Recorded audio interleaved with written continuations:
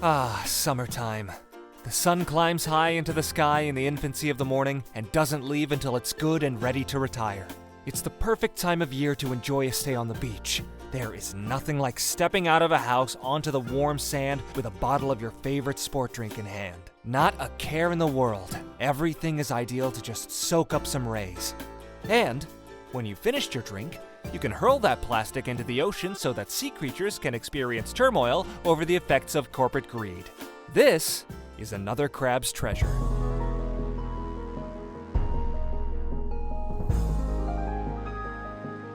Upon first glance, for the uninitiated, this game, developed and published by AgroCrab, appears to be a whimsical, colorful jaunt into the ocean. I mean, the whole game begins with a plastic toy shark in a fedora stealing your shell because of unpaid taxes. But while whimsical and colorful are apt descriptions of another Crab's Treasure, these adjectives don't delve much deeper than the surface, below which there is plenty more to unpack. After being forcibly removed from his home by the loan shark, our little hermit crab protagonist chases him down in hopes of reclaiming what is rightfully his so that he can return to his peaceful life in the tide pools. But, as he ventures deeper into the ocean on his quest, Krill is confronted with other creatures who have been corrupted by greed, gunk, or even both. This deep-sea Souls-like is about combat and exploration more than anything else. Having a hermit crab as a protagonist allows for the brilliant use of an assortment of trash as shells. Figuring out which items in the world are wearable shells is well telegraphed with a shine from the distance, and switching between them just takes the press of a button. Each shell has a special umami ability you can use in combat, and you can equip up to 3 stowaways, which alter your stats. Combat feels fluid and exciting, with a number of different maneuvers at your disposal. How you choose to take on enemies is up to you. Throughout your playthrough, you'll collect microplastics when defeating enemies, which are this game's currency and experience points. You'll also come across umami crystals, which can be used to unlock abilities on a skill tree to cater your experience to your preferred playstyle. You can go all in on attack, or boost your resistance and umami to take full advantage of shells.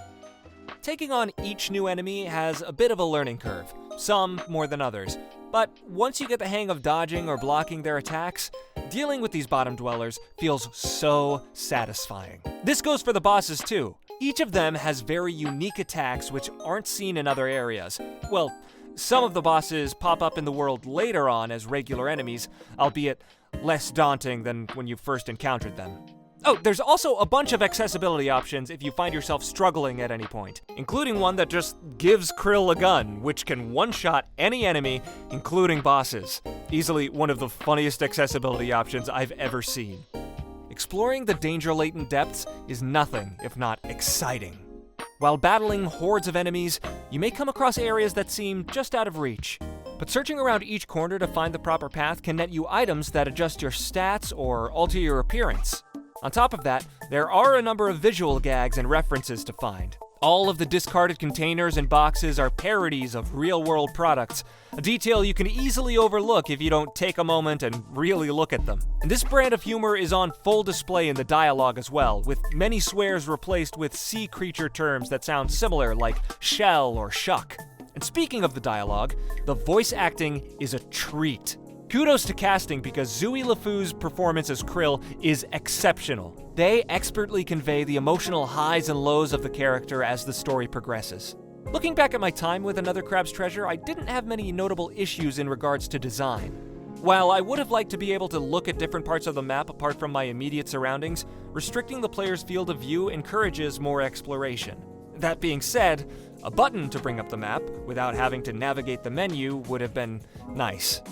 Performance, on the other hand, is a different story.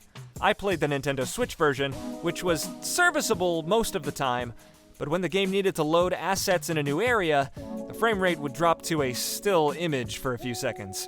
These severe frame drops aren't too frequent, and in most cases occur in areas where you aren't actively engaged in combat. However, AgroCrab did just announce via Twitter that they are working with a third party to better optimize the performance on the Switch release. Oh, also, they're working on New Game Plus. Nice! This is the first Souls-like game I have actually finished, and I had a shocking good time. With its colorful characters and a range of accessibility options, Another Crab's Treasure is an excellent gateway into the genre. For a deliciously dangerous dive into the deep sea, or a tale of corruption caused by greed and pollution, this game has you covered. It is currently available on Nintendo Switch, PlayStation 5, Xbox, and Steam. Though, until the previously mentioned stability update is released, I'd recommend only getting the Switch version if that is your only option. Regardless of whether you'd like to battle your way through a lineup of challenging enemies or coast your way through to experience the story with ease, I definitely think this game is worth your time. Getting this little hermit's home back is a shell of a ride. Thanks for stopping by.